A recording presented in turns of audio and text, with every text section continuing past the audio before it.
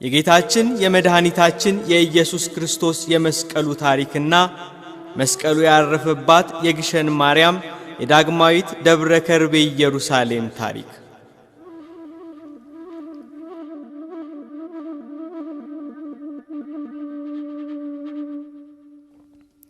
የአዳምን በደል ሊሽር በደል የሌለበት ጌታ እንደ በደለኛ ተቆጥሮ ደዌያችንን ሊቀበል ሕማማችንን ሊሸከም ስለ መተላለፋችን ሊቆስል ስለ በደላችን ሊደቅ ለሰው ልጆች በሰጠው የማዳን ተስፋ የዘመኑ ፍጻሜ በደረሰ ጊዜ ቃል ከሰማይ ወርዶ የእመቤታችን የቅድስት ድንግል ማርያምን ሥጋ ለብሶ ሰው ሆነ፣ በምድር ተገለጸ።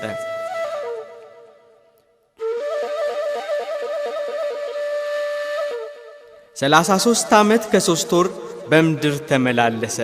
የምስራቹን ወንጌል አስተማረ። ሕሙማነ ሥጋን በታምራት ሕሙማነ ነፍስን በትምህርቱ ፈወሳቸው። ምድር ግን ለክርስቶስ ሞት ደገሰችለት። አይሁድና የካህናት አለቆች በተመሳቀለ እንጨት ላይ እንዲሰቀል ፈረዱበት።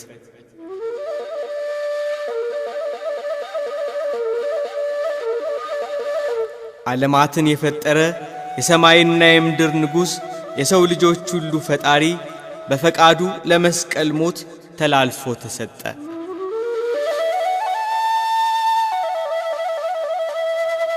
አይሁድ በ5 ችንካር ቸንክረው በመስቀል ላይ ሰቀሉት። የተሰቀለበት መስቀል በደም ተሸፈነ። በመስቀል ላይ ሥጋውን ቆረሰ፣ ደሙን አፈሰሰ። በመስቀል ላይ ሆኖ ለአዳምና ልጆቹ ሁሉ ሕይወትን አበራ። ተስፋ አድርገው በሲኦል ተጥለው ለነበሩ የሰው ልጆች በመስቀል ተሰቅሎ አርነትን ሰጣቸው። በመስቀል ተሰቅሎ የሲኦል ኃይላትን አጋንንትና አለቆቹን ከእግራችን በታች ጣለልን። በሰው ልጆች ላይ እንዳይሰለጥኑ በእሳት ጃንጀር አሰራቸው። ከመስቀሉ ብርሃን ወጣ፣ ለዓለም ሁሉ አበራ። የብርሃናት ጌታ የብርሃን ፈጣሪ የሰው ልጆች ሁሉ አባት ጌታችን ኢየሱስ ክርስቶስ ስለ ሰው ልጆች ሁሉ ኃጢአት ራሱን አሳልፎ ሰጥቷልና።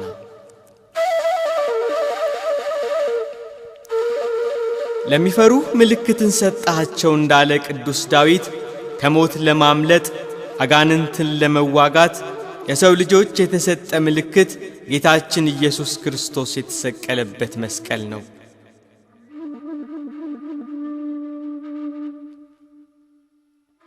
ክርስቶስን አስበን የተደረገልንን በጎ ሥራ የአምላካችን የሰው ልጆችን መውደድ እርሱ ስለኛ ተላልፎ መሰጠቱን ስናስብ የመስቀሉ ነገር ቀድሞ ይታወሳል።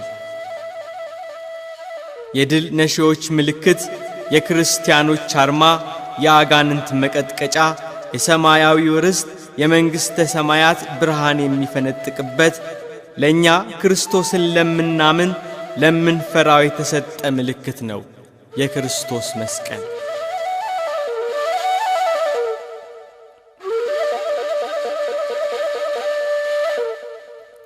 መስቀል የመዳን ቃል ነው። ክርስቶስ የሞተው ስለ ኃጢአት ነው። የመስቀሉ ቃል የወንጌል ቃል ማለት ነው። መስቀል የጥልን ግድግዳ ያፈርሳል። በሰው ልጆች መካከል የነበረው የጠብ ግድግዳ የፈረሰው በመስቀል ነው።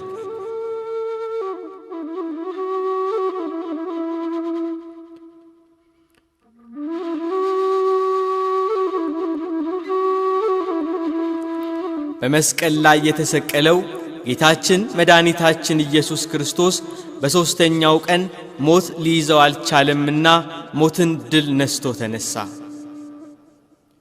40 ቀን ወንጌልን እያስተማረ ከደቀ መዛሙርቱ ጋር ቆየ። በ40ኛው ቀን ወደ ሰማይ አረገ። የተሰቀለበት መስቀል ግን በምድር ሆኖ የማያቋርጥ ብርሃንን ከውስጡ ያወጣ ነበር። አይሁድ እስኪገረሙ ድረስ ሌሊትና ቀን ከመስቀሉ ብርሃን ይወጣል። እንደ ፀሐይ ያበራ የታመሙትን ይፈውሳል፣ አጋንንትንም ይቀጠቅጣል። በዚህ ምክንያት ብዙ አይሁድ በክርስቶስ እያመኑ በሐዋርያት ኅብረት ሥር ወንጌልን መማር፣ ስለ ክርስቶስ መመስከር ጀመሩ። ይሄ ለአይሁድ ፈተና ሆነባቸው። አጋንንት አድረውባቸው የመስቀሉ ጠላት ሆኑ። ብርሃኑን ሊያጠፉ ምልክታችንን ሊደብቁ ተነሱ።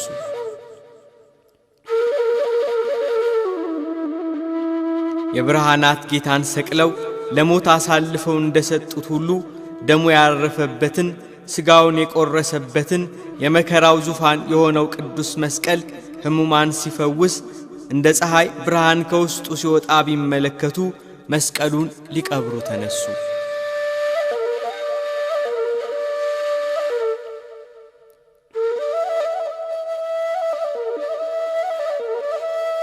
በቀራንዮ ተራራ በምስራቅ በኩል 60 ክንድ የሚሆን ጉድጓድ በአዋጅ አስቆፈሩ። በዚያ ጉድጓድ ውስጥ የጌታችንን መስቀል አስገብተው አፈሩን መልሰው ቀበሩት። የአካባቢውና የከተማው ቆሻሻ በዚያ ጉድጓድ ላይ እንዲጣል አዋጅ አስነገሩ።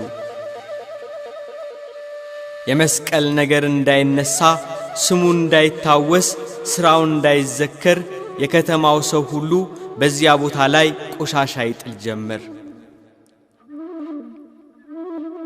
ለ285 ዓመት በዚያ ቦታ ላይ የአካባቢው ሕዝብ ቆሻሻ ሲደፋ ጥራጌ ሲጥልበት ቆየ። አካባቢው በቆሻሻና በጥራጌ ተመላ። የትልቅ ተራራ ከፍታን ያዘ። ዓመታት እያለፈ ሄደ። የመስቀሉ ነገር ተረሳ። የት እንደተቀመጠ የሚያስታውስ ትውልድ አልተገኘም።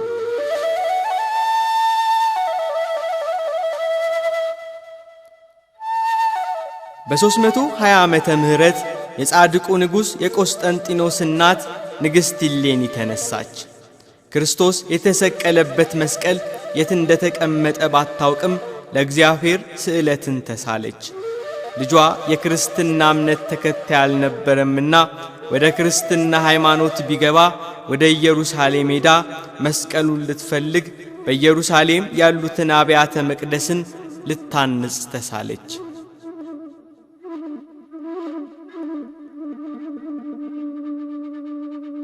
የእግዚአብሔር ፈቃድ ሆነ።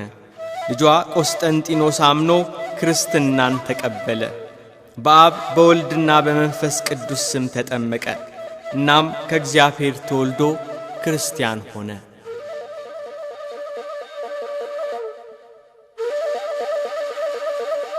ንግሥቲቷ ኢሌኒ የተሳለችውን ስለት ልትፈጽም ኢየሱስ ክርስቶስ ከ300 ዓመት በፊት የተሰቀለበትን መስቀል ልትፈልግ ወደ ኢየሩሳሌም ወረደች።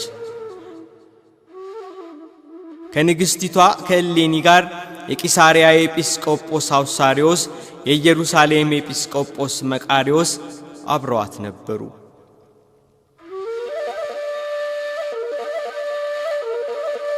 ኢየሱስ ክርስቶስ የተሰቀለበት መስቀል የት እንዳለ የሚያውቅ ሰው ማግኘት ግን አስቸጋሪ ሆነ። ከብዙ ድካም በኋላ ኪራኮስ የተባለ ሽማግሌ መምህር ኢየሱስ ክርስቶስ የተሰቀለበት መስቀል በቀራንዮ በስተምስራቅ እንደተቀበረና በዚያ ቦታ ላይ ጉድፍ መጣያ እንደተደረገ አያት ቅድመ አያቶቹ ሲያወሩ መስማቱን ተናገረ። ነገር ግን በተባለው አካባቢ ተመሳሳይ ተራራ በስቷልና የትኛው እንደሆነ ለመለየት አዳገተ። ንግሥቲቷ ኢሌኒ እንጨት አሰባስባ ደመራ ደምራ ነደደች። በሚነደው እሳት ውስጥ ዕጣን ጨምራ የዕጣኑ ጢስ ቦታውን እንዲያመለክታት ወደ እግዚአብሔር ተማጸነች።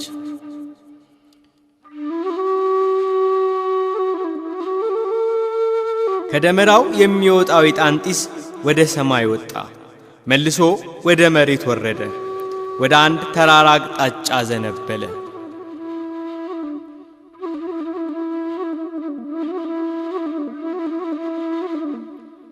በዚህ የዕጣን ጢስ ምሪት ያ ተራራ እንዲቆፈር አደረገች ንግሥቲቷ ኢሌኒ።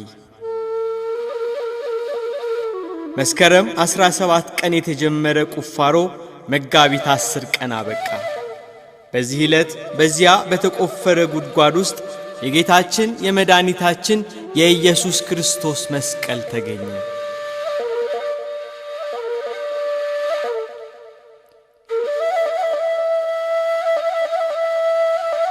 አብረዋት ያሉት ካህናቱ፣ ሰራዊቱ፣ ተከትሏት የመጣው ሕዝብ ሁሉም በኢየሱስ ክርስቶስ መስቀል መገኘት ደስታን አደረጉ። ንግሥቲቱ እሌኒ መስቀሉን ታቅፋ እግዚአብሔርን አመሰገነች። ሕዝቡ ሁሉ መስቀሉን እየዳሰሱ ለእግዚአብሔር ዘመሩ።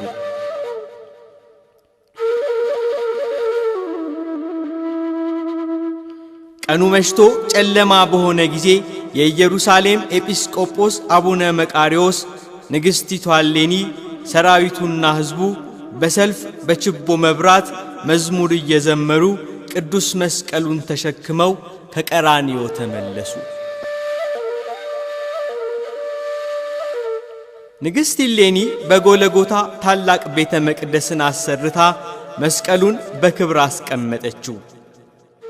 መስከረም 17 ቀን በ327 ዓመተ ምህረት በጎለጎታ ንግሥቲቱ ያሰራችው ቤተ መቅደስ ቅዳሴ ቤቱ ከበረ።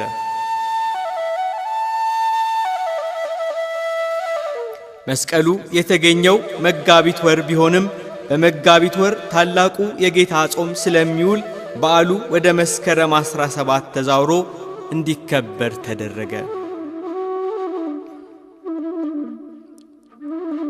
የእግዚአብሔር ፈቃድ ሆኖ ይሄ ቅዱስ መስቀል ተአምራት መፈጸሙን ቀጠለ። ድውያንን ይፈውሳል፣ ሙታንን ያስነሳል። በጎለጎታ ንግሥቲቱ እሌኒ ባሰራችው ቤተ መቅደስ ውስጥ የተቀመጠ ይሄ ታላቅ መስቀል የክርስቶስ ክቡር ሥጋ አርፎበታል፣ ቅዱስ ደሙ ፈሶበታልና የድነትና የሰላም አርማ ሆኖ ኖረ።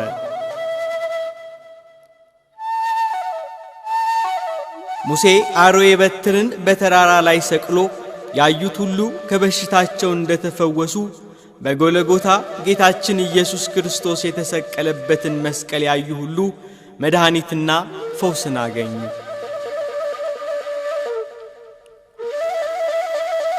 ይሄ የድህነት አርማ፣ የክርስቲያኖች መለያ፣ እግዚአብሔር ለሚፈሩት የሰጣቸው ምልክት በጎለጎታ ለዘመናት ተቀመጠ፣ ተአምራትና ፈውስን እየፈጸመ።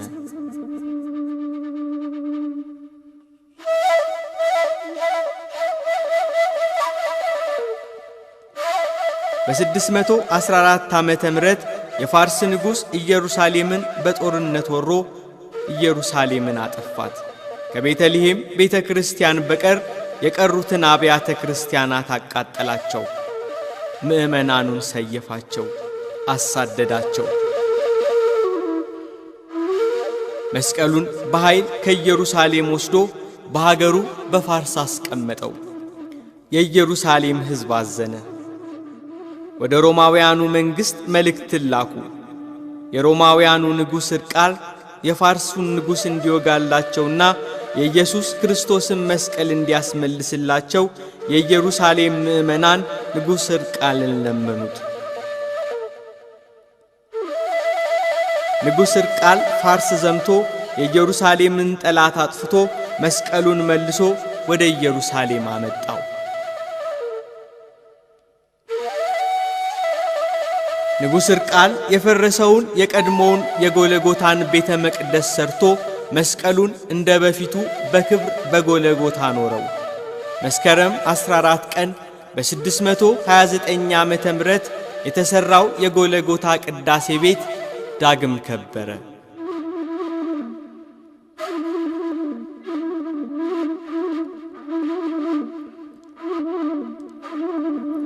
በ678 ዓመተ ምህረት በኃያላን የዓለም መንግሥታት መካከል መስቀሉ ለእኔ ይገባል እኔ ወስደዋለሁ በሚል ጠብ ተፈጠረ። የጠቡን መክረር የተመለከቱ የኢየሩሳሌም፣ የቆስጥንጥንያ፣ የአንጾኪያ፣ የኤፌሶን፣ የአርሜንያ፣ የግሪክ፣ የእስክንድሪያ የሃይማኖት መሪዎች ጠቡን ለማብረድና ጦርነቱን ለማስቀረት መስቀሉንና ሌሎች የከበሩ ዕቃዎችን በዕጣ እንዲከፋፈሉ ተደረገ። ጌታችን ኢየሱስ ክርስቶስ የተሰቀለበት ቅዱስ መስቀል በአራት ተከፈለ። በዕጣ ለሮም፣ ለቁስጥንጥንያ፣ ለአንጾኪያና ለእስክንድርያ አብያተ ክርስቲያን መሪዎች ደረሰ። የእስክንድርያ ቤተ ክርስቲያን የጌታችን የመድኃኒታችን የኢየሱስ ክርስቶስ የቀኝ እጅ ያረፈበት መስቀል ደረሳት። የእስክንድርያው ፓትርያርክ ግማደ መስቀሉን ተቀብለው በግብጽ በእስክንድርያ አስቀመጡት።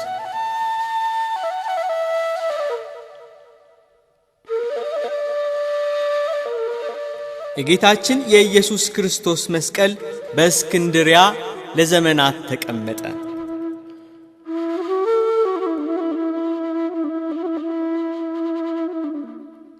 በግብጽ የእስላሞች ቁጥር እየበዛ መጣ። እስላሞቹ በእስክንድርያኑ ምዕመናን ላይ መከራና ስቃይ ያበዙባቸው። በግድ ወደ እስልምና ግቡ፣ ክርስቶስን ካዱ እያሉ መከራ አበዙባቸው።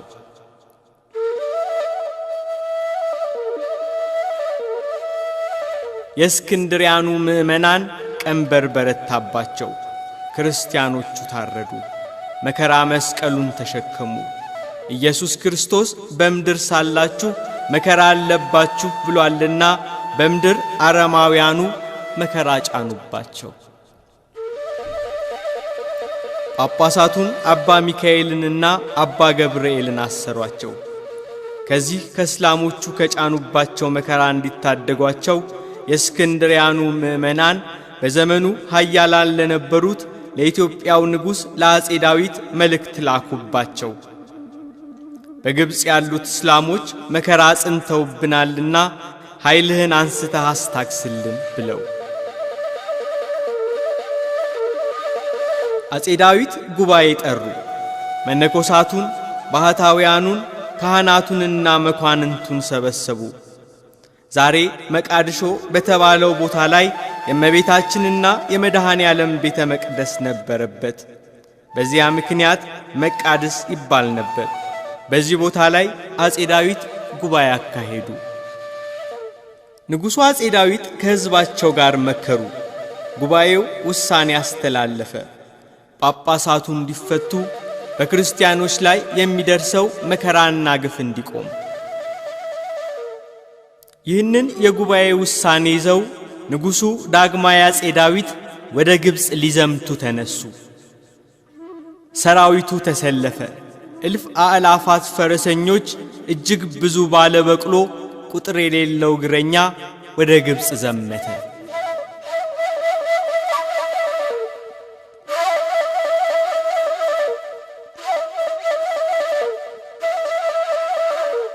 ሱዳን ላይ ወደ ግብጽ ከመዝመት ይልቅ አባይን መገደብና አቅጣጫውን ማስቀየር፣ ወደ ሌላ አካባቢ እንዲፈስን ማድረግ አሰቡ።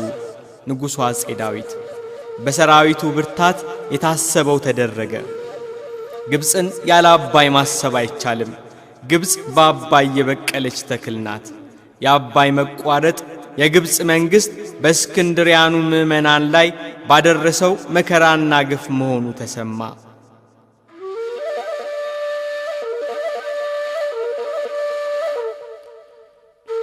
ጳጳሳቱን ፈታ፣ ክርስቲያኖቹንም አከበረ።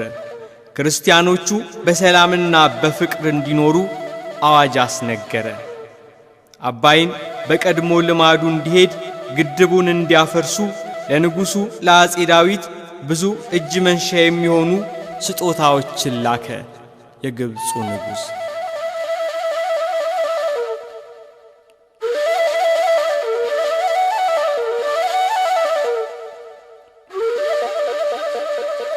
ንጉሥ ዳዊት ከስጦታቸው ይልቅ እስክንድርያ ያለው የጌታችን የመድኃኒታችን የኢየሱስ ክርስቶስ የቀኝ እጅ ያረፈበትን መስቀሉን እንዲሰጣቸው ጠየቁ።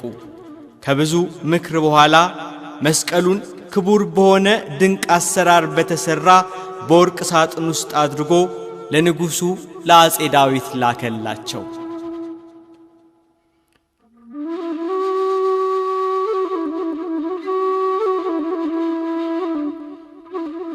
ንጉሡ አጼ ዳዊት መስከረም 10 ቀን መስቀሉን ተቀበሉ። አባይን በቀድሞ ልማዱ እንዲሄድ ግድቡን አፈረሱ።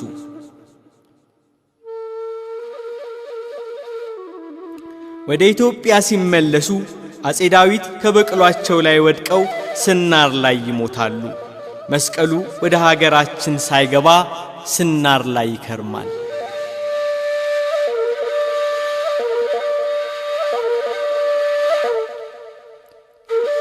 ከንጉሱ አጼ ዳዊት ሞት በኋላ ወደ ንጉሱ መንበር ለመውጣት የንጉሱ ወንድ ልጅ አጼ ዘርዓ ያዕቆብ የት እንዳለ አልታወቀምና ንግሥቲቱ እሌኒ በአባታቸው መንበር ንግሥት እንዲሆኑ ተደረገ።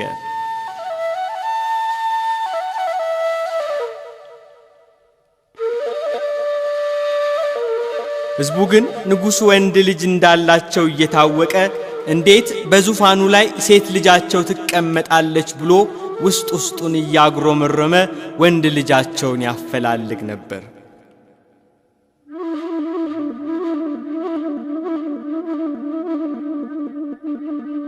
የኢትዮጵያ ቤተ ክርስቲያን እንድታድግና እንድትስፋፋ የደከመ የ15ኛው መቶ ክፍለ ዘመን ደገኛ ንጉሥ ፈላስፋው የአጼ ዳዊት ልጅ ዘርዓ ያዕቆብ።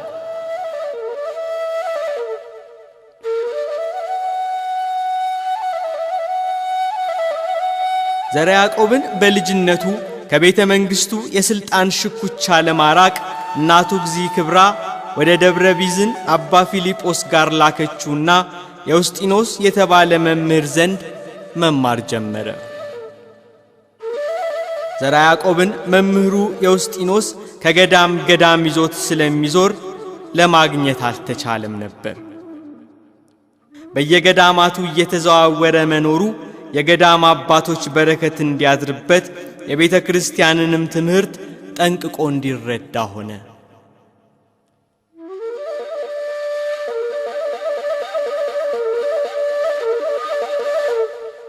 በመካከለኛው የኢትዮጵያ ነገሥታት ዘመን እጅግ ታዋቂ በኢትዮጵያ ቤተ ክርስቲያን ታሪክ ትልቅ ሥራን የሠራ ንጉሡ አጼ ዘርዓ ያዕቆብ ተገኘ። ሕዝቡ በአባት ፈንታ ንገስ ብለው ወደ መንበር አወጡት። ዘርዓ ያዕቆብን በዙፋኑ ላይ ያስቀመጡት። የዘርዓ ያዕቆብን የምንኩስና ቆብ በእህቱ በንግሥቲቷ እሌኒ ላይ ጫኑላት። መናኙ ባህታዊ ሊቁ መነኩሴ ዘርዓ ያዕቆብ ስመ መንግሥቱ ቆስጠንጢኖስ ተብሎ ነገሰ።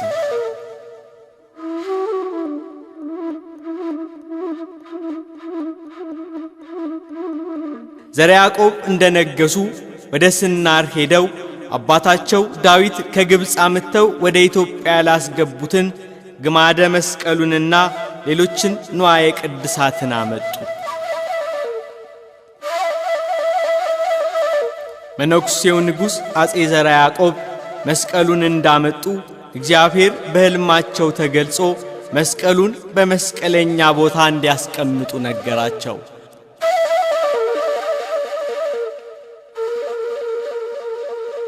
ንጉሡ አጼ ዘርዓ ያዕቆብ መስቀለኛውን ተራራ ፍለጋ መስቀሉን አሸክመው በሰራዊታቸው ተከበው የኢትዮጵያን አውራጃዎች ሁሉ ዞሩ። በሸዋ በደርሄ ማርያም፣ በመናገሻ አምባ፣ በጨጨሆ፣ በእንጦጦ፣ በደብረ ብርሃን፣ በአንኮበር ሁሉም ስፍራ የግማደ መስቀሉ ማረፊያ ስፍራ ይሆን ዘንድ እንዳልተፈቀደ ይነግራቸዋል የሚመራቸው ቅዱስ መልአክ።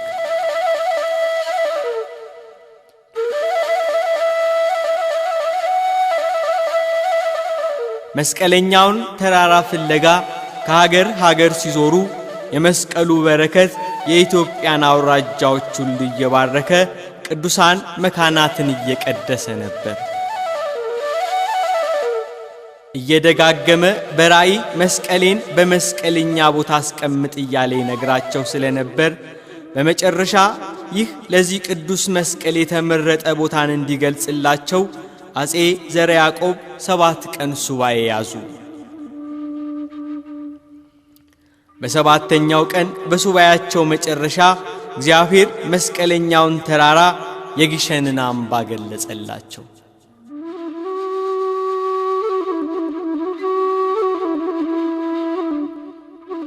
መነኩሴው ንጉሥ አጼ ዘርዓ ያዕቆብ ሰራዊታቸውን አስከትለው ካህናቱ መስቀሉን ተሸክመው ሕዝቡ በሆታና በእልልታ እያጀባቸው ጳጳሳቱ እየመሩ ወደ አምባሰል ተራራ መጡ።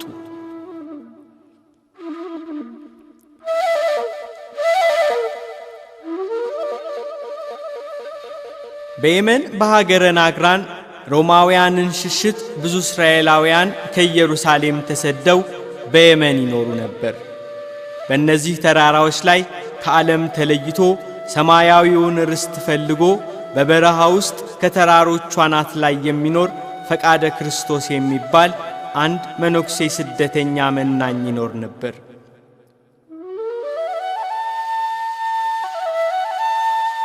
ከዚህ ደግ መናኝ አባት ጋር ሁለት ጽላቶች የእግዚአብሔር አብና የእመቤታችን የቅድስት ድንግል ማርያም አብረውት ነበሩ። እመቤታችን ቅድስት ድንግል ማርያም በራእይ ተገልጻለት ከእርሱ ጋር ያሉትን ሁለቱን ጽላቶች የብርሃን ምሰሶ ተተክሎ ወደሚያይበት ቦታ እንዲወስድ ነግራው 12 መነኮሳትን አስከትሎ ከብዙ ድካምና የመንገድ ጉዞ በኋላ ወደ አንድ ተራራማ ሀገር ደረሰ። በዚያ ተራራ ላይ ብርሃን ተተክሎ ያበራ ነበር። ባህታዊው ፈቃደ ክርስቶስ ሁለቱን ጽላቶች አሸክሞ ከ12 መነኮሳት ጋር የበሸሎን ወንዝ ተሻግሮ አቀበቱን ወጥቶ በተራራ ወደ ተከበበው ሀገር አቀና። ከሁሉም ተራሮች ከፍ ያለ የመስቀል ቅርጽ ወዳለበት አንድ አምባ ጥግ ደረሰ።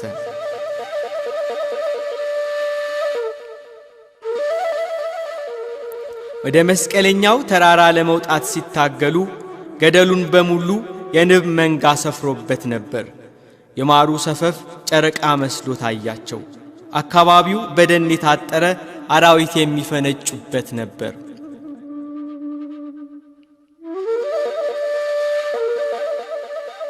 የተራራው ቅርጽና አቀማመጥ፣ የንቡ ብዛት፣ የማሩ ሰፈፍ ያስገረመው ባህታዊ ፈቃደ ክርስቶስ እግዚአብሔርን የተፈጥሮ ስጦታ ሲያደንቅ ይህስ አምባሰል ነው አለ። አሰል ማለት በአረብኛ ማር ማለት ሲሆን የማር አምባ ለማለት ፈልጎ አምባሰል አላት መናኙ ባህታዊ ፈቃደ ክርስቶስ። በዚያ የአካባቢው ስም አምባሰል ተሰኘ። ተራራማ አገር፣ የቅዱሳን መናኸሪያ፣ የባህታውያን አገር አምባሰል አምባሰል።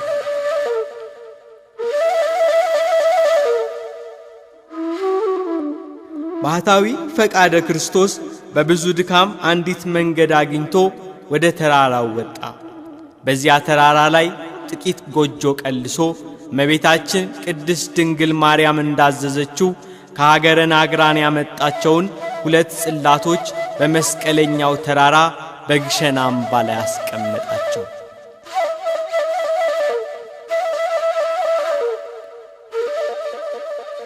አፄ ካሌብ የእግዚአብሔር አብን ቤተ ክርስቲያን አሰርተው ታቦታቱን አስገብተው ቀዳሽና አወዳሽ መድበውለት ገዳሙን ገደሙት።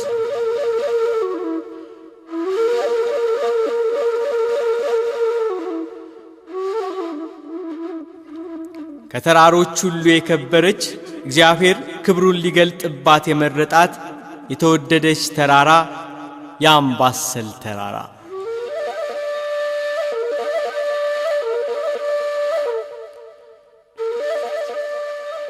እስራኤል ዘሥጋ ከግብፅ ባርነት ወጥተው ወደ ከነዓን እግዚአብሔር ለርስትነት ወደ ሰጣቸው መልካም ምድር ሲጓዙ እግዚአብሔር በተራራ ላይ የተገለጸ ያናግራቸው ነበር።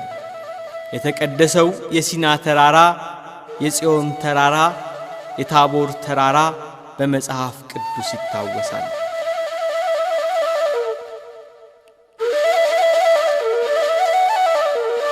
በሲና ተራራ የተገለጸ ደቀ መዛሙርቱን ወደ ታቦር ተራራ አውጥቶ ምስጢረ መለኮትን የገለጸ ጌታ እግዚአብሔር በግሸን ተራራ ላይም ተገልጿል። እግዚአብሔር አስቀድሞ ክብሩን የሚገልጽበትን ቦታ ሲያዘጋጅ ሲናና ታቦርን ሲሰራ የአምባሰል ተራራ የግሸን አምባም ተዘጋጅቶ ነበር።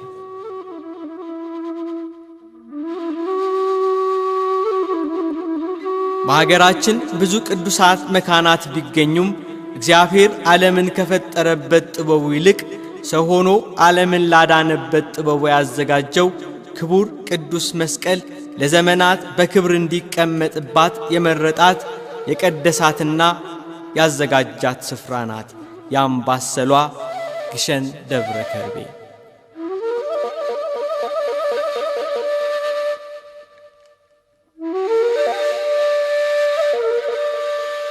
አጋንንትና አለቆቹን የሚያቃጥል ለዓለም ሁሉ ብርሃን የሆነ የክርስቶስ ክቡር ደም የፈሰሰበት ቅዱስ ሥጋ ያረፈበት ክቡር ቅዱስ መስቀል የተቀመጠበት ስፍራ የአምባሰል መስቀለኛ ተራራ ግሸን። በልዩ መንበሯ ሀገሯ ግሸን ማማሯ በልዩ መንበሯ ሀገሯ ግሸን ማማሯ በልዩ መንበሯ ሀገሯ ግሸን ማማሯ በልዩ መንበሯ ሀገሯ ግሸን ማማሯ ማማሯ ማማሯ ሀገሯ ግሸን ማማሯ ማማሯ ማማሯ ሀገሯ ግሸን ማማሯ የክርስቶስ መስቀል ያረፈበት ስፍራ ሰላም ደብረ ከርቤ የታቦት ተራራ።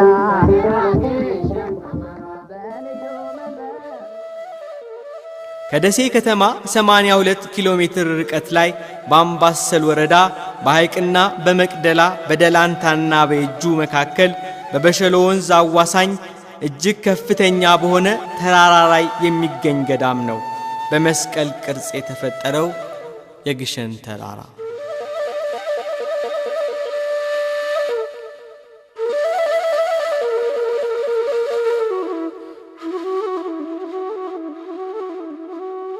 አምባሰል የተራራ አገር ነው። እዚህም እዚያም በየቦታው ተራራዎች ተደራርበዋል። በየቦታው የተከመሩት እኒህ አምባሰል ተራራዎችን እየወጡ ዳገት ቁልቁለቱን እየወረዱ ከብዙ ድካም በኋላ ለሰማይ የቀረበ ከምድር ከፍ ያለ ረጅም ተራራ የመስቀል ቅርጽ ይዞ ይገኛል። ብዙ ምስጢር የያዘ የበረከት ቦታ፣ የቅዱሳን ስፍራ፣ እግዚአብሔር በግልጽ የሚገለጽበት ደብረ መቅደሱ ለእግዚአብሔር አብ የተባለ ግሸን ደብረ ከርቤ።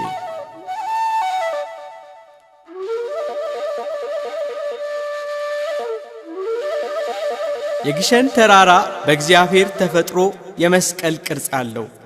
የተራራውን ዙሪያ ለመውጣትና ለመውረድ ፍጹም የማይታሰብ እንደ ምሰሶ ቀጥ ብለው በሚታዩ ገደላ ገደል የመሬት ገጽታዎች የተከበበ ነው። ወደ ተራራው ለመውጣትና ወደዚህ ወደ ተቀደሰ ተራራ ለመግባት አንዲት ብቸኛ መንገድና አንድ ብቻ ሰው የምታሳልፍ ጠባብ በር አለው። ወደ ግሸን ተራራ ለመግባትም ሆነ ለመውጣት ከዚህ ጠባብ በር ውጭ አይታሰብም።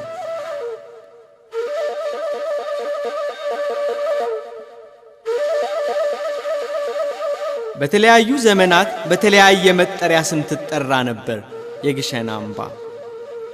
በ666 ዓመተ ምህረት ደሴ የሚገኘው ሐይቅ ደብረ እስጢፋኖስ ገዳም ሲመሰረት የሐይቅ እስጢፋኖስ የገዳሙ መጠሪያ ሐይቅ ደብረ ነጎድጓድ ተብሎ ይጠራ ስለነበር በሐይቅ ግዛት ውስጥ የነበረችው የግሸን ተራራም ደብረ ነጎድጓድ ተብላ ትጠራ ነበር። የግሸን አምባ ደብረ ነጎድጓድ እየተባለች እስከ 11ኛው መቶ ክፍለ ዘመን ድረስ ተጠርታለች። በ11ኛው መቶ ክፍለ ዘመን በኢትዮጵያ ንጉሥ የነበረው ጻድቁ ሐናፄ መቅደስ ቅዱስ ላሊበላ ከአንዲት ቋጥኝ ፈልፍሎ ያሰራው ቤተ መቅደስ በእግዚአብሔር አብ ስም ይጠራ ስለነበር ግሸንም ደብረ እግዚአብሔር ተብላ ትጠራ ነበር።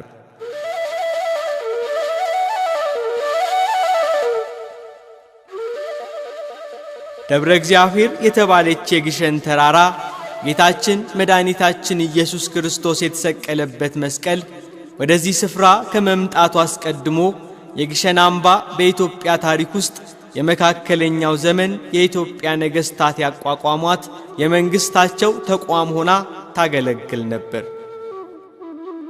የነገሥታቱን የስልጣን ዘመንና ርክክብ በተቻለ መጠን ሰላማዊ ለማድረግ ሲባል በሞትም ይሁን በኃይል ሥራ ከስልጣን የተወገዱ የንጉሥ ልጆች፣ ወንድሞች፣ የቅርብ ዘመዶች፣ ንግሥና ይገባኛል ባዮች በግሸን አምባ በግዞት ይቀመጡ ነበር።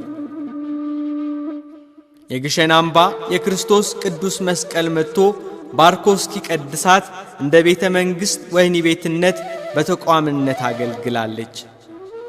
እናም በዚህ ጊዜ የግሸን ተራራ ደብረ ነገሥት ተብላ ትጠራ ነበር። ነገሥታቱ ይማጸኑባታል፣ የክብርና የማዕረግ ዕቃዎች ይቀመጡባታል።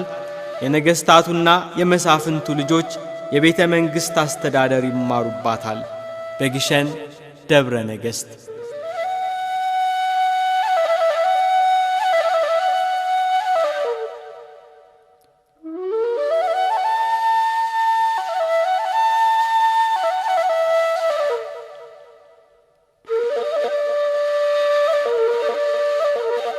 በንጉሡ በአጼ ዘርዓ ያዕቆብ ዘመነ መንግሥት ግማደ መስቀሉ ወደ ግሸን አምባ መጥቷልና ደብረ ነገሥት እየተባለ የተጠራው ይህ ስፍራ ደብረ ከርቤ ተብሎ ተጠራ።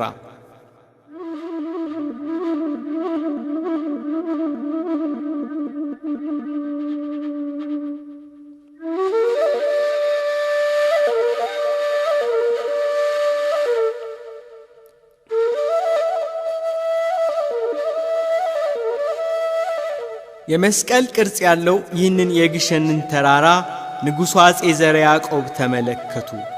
መስቀለኛ ተራራ ብሎ የነገራቸው ስፍራ ይሄ መሆኑን አወቁ። ተራራውን ከነሰራዊታቸው መስቀሉን ተሸክመው 7 ጊዜ ዞሩት። አዳል ሜዳ በሚባለው በኩል ገደሉን እየተንጠላጠሉ ከነመስቀላቸው በመውጣት ከተራራው አናት ላይ ደረሱ። በግሸን አምባ ላይ በአጼ ካሌብ ዘመን የተሰሩ ቤተ ክርስቲያንና ፈቃደ ክርስቶስ የተባለ ባህታዊ ከሀገረ ናግራን ያመጣቸው 2 ጽላቶች ነበሩበት።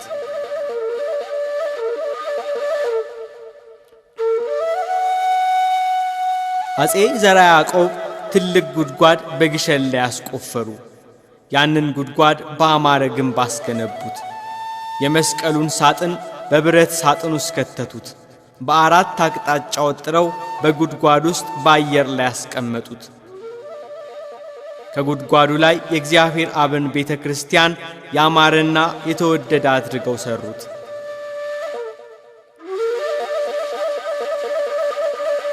ንጉሡ አጼ ዘርዓ ያዕቆብ የእግዚአብሔር አብን ቤተ ክርስቲያን ሲያሰሩ ንግሥቲቷ እማሆይ እሌኒ አጼ ይኩኖ አምላክ ያሰሩትን ያረጀውን የእመቤታችንን ቤተ መቅደስ አደሱ።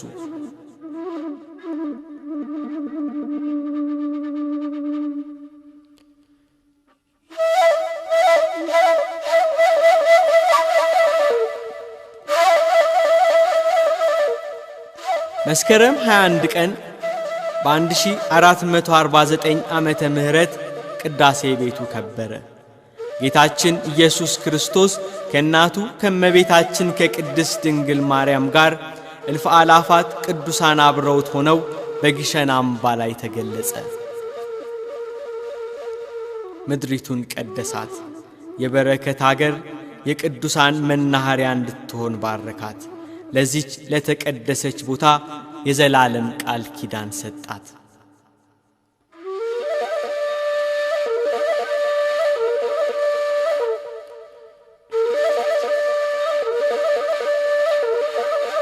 በየዓመቱ መስከረም 21 ቀን የመስቀሉን ክብረ በዓል፣ በጥር 21 ቀን የእመቤታችን የቅድስት ድንግል ማርያም ክብረ በዓል ዛሬ ድረስ ይከበራል።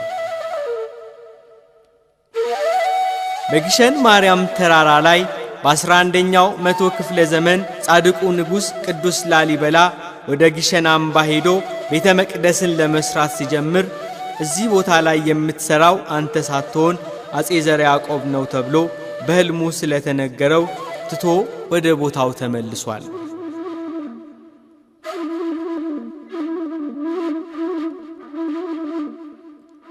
በአምባሰል ተራራዎች በግሸን አምባ ላይ የጌታችን የኢየሱስ ክርስቶስ መስቀል ብቻ አይደለም የሚገኘው። ጠንካሮቹ የሃይማኖት አባቶች ሀገርና ወገንን የሚወዱ መንፈሳውያኑ ነገሥታት ሰማያዊ በረከትን የሚያስገኝ ሀገርን ከዲያብሎስ ውጊያ የሚጠብቅ ብዙ ቅዱስ ነገር ወደ ኢትዮጵያ መጥተዋል። በግሸን አምባ ላይ ማስቀምጠዋል።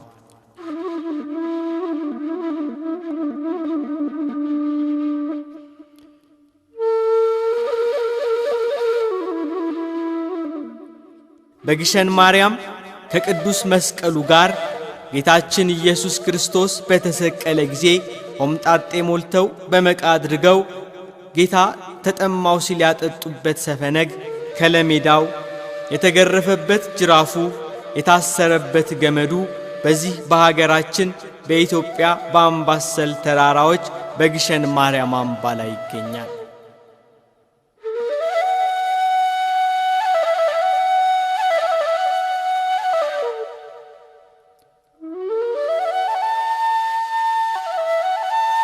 በግሸን አምባ ከቅዱስ መስቀሉ ጋር የብዙ ቅዱሳን አጽም ወደ ኢትዮጵያ መጥቷል። በግሸን ማርያም በእግዚአብሔር አብ ቤተ ክርስቲያን ውስጥም ይገኛል።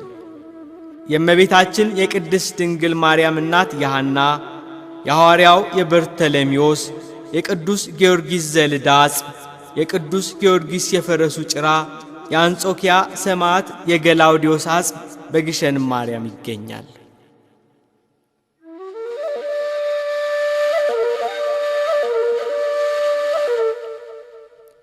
የሊቀ ጳጳሳቱ የሳዊሮስና የዲዮስቆሮስ ሄሮድስ በቤተልሔም ያስፈጃቸው ሕፃናት አጽም በዚህ በግሸን ማርያም አምባ ላይ ይገኛል።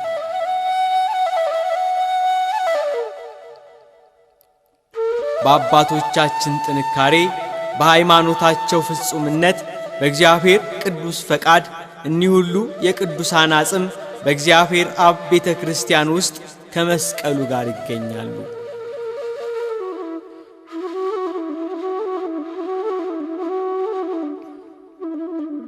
ስሟ በክብር በመጽሐፍ ቅዱስ የሚጠራ ሀገረ እግዚአብሔር የተባለች ኢትዮጵያ ሀገረ ቅዱሳን ናት። የአባቶቻችን ክብር፣ የሃይማኖታቸው ፍጻሜ፣ ለክርስትናቸው የነበራቸው ትጋት ዛሬ ድረስ ታሪክ ብቻ ሳይሆን ሕይወትም ሆኖ ይታያል።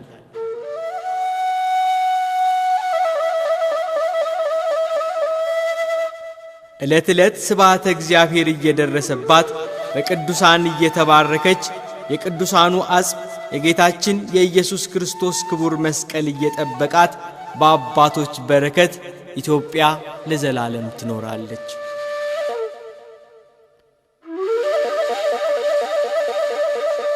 በየትኛውም የዓለም ክፍል በእምነቱ የጠነከረ ራሱን ለእግዚአብሔር የሰጠ እግዚአብሔር የመረጣቸው ቅዱሳን አጽም በክብር ያረፈበት ጌታችን ኢየሱስ ክርስቶስ የተሰቀለበት መስቀል የቃል ኪዳኑ ጽላት ጽላተ ሙሴ ያለበት ሀገር የለም።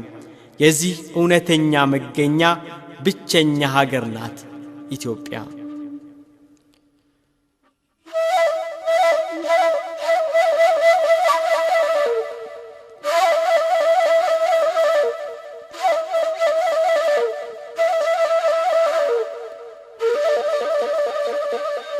በተለያዩ ዘመናት የተለያዩ ፈተናዎች፣ ቀንበርና መከራዎች በሃይማኖት የተነሳ ቢያጋጥማትም ኢትዮጵያ ለዘመናት ክርስትናዋን እንደያዘች በቅዱሳን ጸሎት ታጥራ ትኖራለች።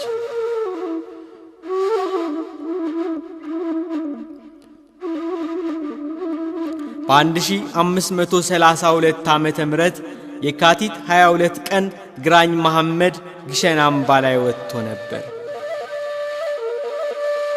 የጥፋት ሰራዊቶቹን አስከትሎ ወደ ተራራው መጣ።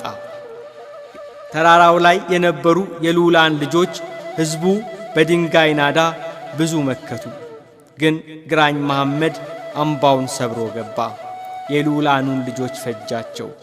ከይኩኖ አምላክ ጀምሮ የተከማቸውን ሀብት፣ የወርቅ ዘውድ፣ ስዕላት፣ የወርቅ ጽዋ፣ የወርቅ ጻሕል፣ የወርቅ መስቀል፣ የወርቅ ጌጣጌጥ፣ የሐር ልብስ፣ መጽሐፍቱን ዘረፋቸው፣ አቃጠላቸው። የዚህ የጥፋት ሰው የግራኝ መሐመድ የታሪክ ጸሐፊ ስለ ግራኝ መሐመድ የግሸን ማርያም ዘረፋ ሲጽፍ በዚያን ጊዜ ወርቅ እንደ ድንጋይ የሐር ልብስም እንደ ቅጠል ረክሶ ነበር ብሎ ጽፏል። ይሁን እንጂ እኒህ የጥፋት መልእክተኞች በእግዚአብሔር አብ ቤተ ክርስቲያን በመቅደሱ ስር የነበሩትን ንዋየ ቅድሳት አላገኙም ነበር።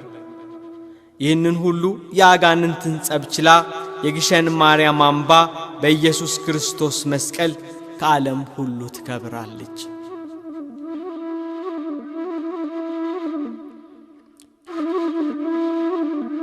ዳግማዊት ኢየሩሳሌም ግሸን ደብረ ከርቤ የቅዱሳን ማረፊያ የኢየሱስ ክርስቶስ ደሙ የፈሰሰበት ሥጋው የተቆረሰበት ቅዱስ መስቀል የሚገኝባት ቅዱስ ገዳም ናት።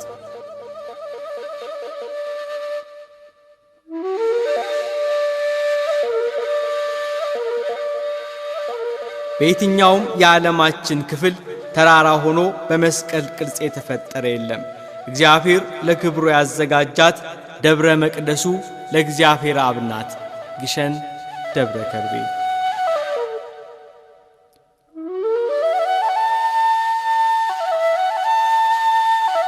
ኢትዮጵያዊነት ክርስትና ነው።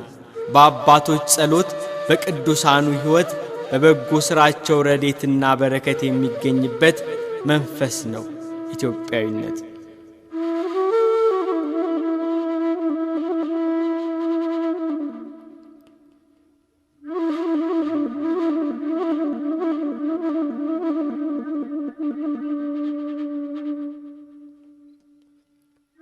የነገሥታቱ ጥንካሬ፣ ለሃይማኖት ያላቸው ቆራጥነት፣ የመንፈሳዊ ሕይወታቸው ተጋድሎ፣ የመነኮሳቱና የካህናቱ፣ የመናንያኑ፣ የባህታውያኑ ኅብረትና ጸሎት፣ ምልጃ፣ ሰማዕትነት መገለጫው ዳግማዊት ኢየሩሳሌም ግሸን ደብረ ከርቤ ነው።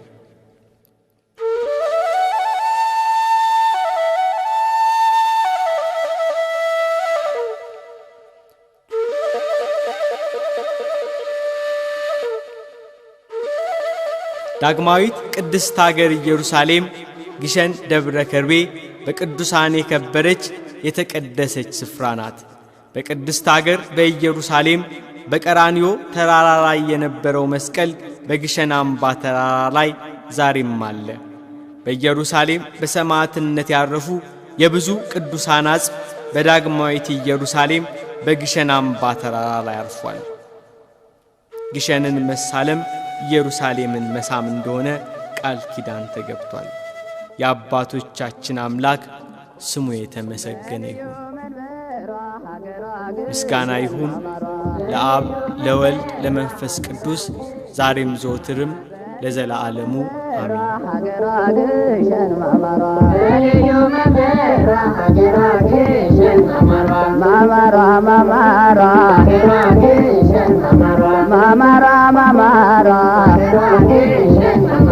የክርስቶስ መስቀል ያረፈበት ስፍራ ሰላም ደብረ ከርቤ የታቦት ተራራ